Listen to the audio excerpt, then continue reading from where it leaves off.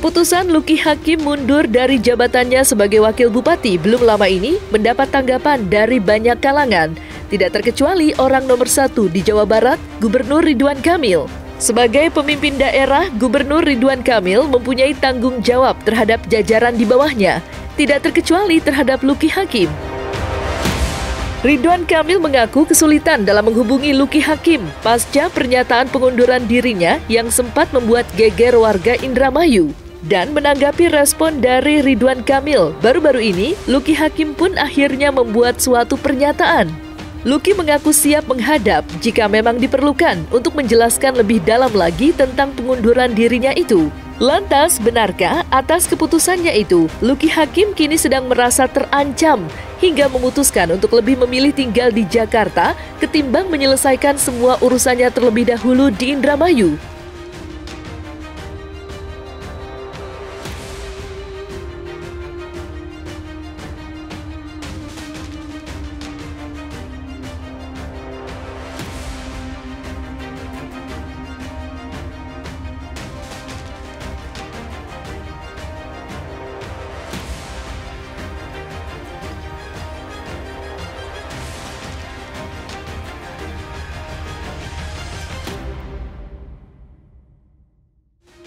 Saya melihatnya di berita, loh di berita ada gubernur nyari saya susah, lalu saya membuat surat terbuka, lalu saya mengirim message melalui Instagramnya beliau, dan akhirnya kita teleponan. Kenapa saya susah dihubungi? Saya bilang sama Pak Gubernur mohon maaf, mungkin ajudan Pak Gubernur tidak bisa ketemu sama saya karena sayanya ada sebenarnya. Takut ada oknum-oknum yang tidak bertanggung jawab lah melakukan hal-hal yang di luar harapan. Karena nggak ada Satpol PP yang jaga rumah Wakil Bupati Indramayu. Tidak ada Satpol PP yang menjaga rumah dinas Wakil Bupati Indramayu. Nggak ada yang jaga. Saya bertanya lagi, memangnya Indramayu nggak punya anggaran ya untuk menjaga rumah dinasnya? Pak Ridwan Kamil yang saya hormati, Gubernur Jawa Barat, saya mohon maaf kalau menghubungi Bapak melalui Instagram. Saya dari Jakarta langsung meluncur ke Bandung, Pak. Sekarang saya posisi ada di Bandung, di daerah Sukajadi. Saya senang banget, alhamdulillah akhirnya Bapak Ridwan Kamil berkenan gitu untuk merespon tentang pengunduran diri saya ini. Saya datang ke Bandung nyetir sendiri, Pak, karena saya tidak punya pengawalan polisi, patwal, tapi yang penting saya meluncur ke Bandung secepat-cepatnya. Saya mau baca di berita online juga Pak Gubernur sedang mengirim tim ke Indramayu. Saya khawatir kalau misalnya di kantor, sampai di kantor mungkin nggak ada orang, Pak, karena kantor saya juga kan tutup, Pak. Tidak ada aspri, tidak ada tukang ketik, tidak ada yang jaga, nggak ada ajudan protokoler. Jadi saya khawatirnya suratnya mungkin ke sana, sayanya nggak tahu. Dan kalau Bapak ke rumah dinas saya di Indramayu, ada orang di sana, Pak, tapi keluarga saya semenjak saya mengundurkan diri tidak berkenan saya ada di rumah dinas karena khawatir, namanya keluarga, Pak, khawatir sama mungkin keselamatan saya barangkali ada oknum-oknum yang tidak bertanggung jawab. Karena rumah dinas Wakil Bupati Indramayu juga tidak ada Satpol PP-nya, Pak. Udah dari tahun lalu, Pak, udah hampir setahun. Jadi saya pokoknya insya Allah saya siap siaga, Pak, meluncur ke Pak Gubernur. Ini sekarang saya di Bandung. Keputusan besar yang diambil Luki Hakim yang mengundurkan diri sebagai Wakil Bupati Indramayu tidak hanya mendapat atensi dari para pejabat, melainkan juga masyarakat biasa. Ada yang mendukung keputusan Luki, tidak sedikit pula yang mencacinya. Dalam berbagai kesempatan, Luki kerap menyampaikan alasan pengunduran dirinya sebagai Wakil Bupati Indramayu. Luki tahu bahwa keputusannya itu akan menjadi bola liar. Terlebih pro dan kontra yang terbangun di tengah masyarakat tidak bisa terhindarkan. Ya, seperti yang sudah mungkin beredar di media dan lain-lain, surat pengunduran diri saya itu alasannya karena memang tidak mampu mengemban amanah. Saya secara pribadi pernah berjanji lewat mulut saya menyatakan visi misi. Kalau visi misinya itu visi misi pasangan calon. Jadi waktu 2020 itu kan saya berpasangan dengan bupati ya, calon bupati Nina Luki, pasangan calon Nina Luki. Itu punya program 99 program, banyak banget programnya. Nah, pada saat itu terlalu optimis gitu, terlalu optimis nih programnya. Sehingga ketika kita kampanye kan kita berjanji akan ini, akan itu, akan ini berdasarkan visi misi pasangan calon waktu itu.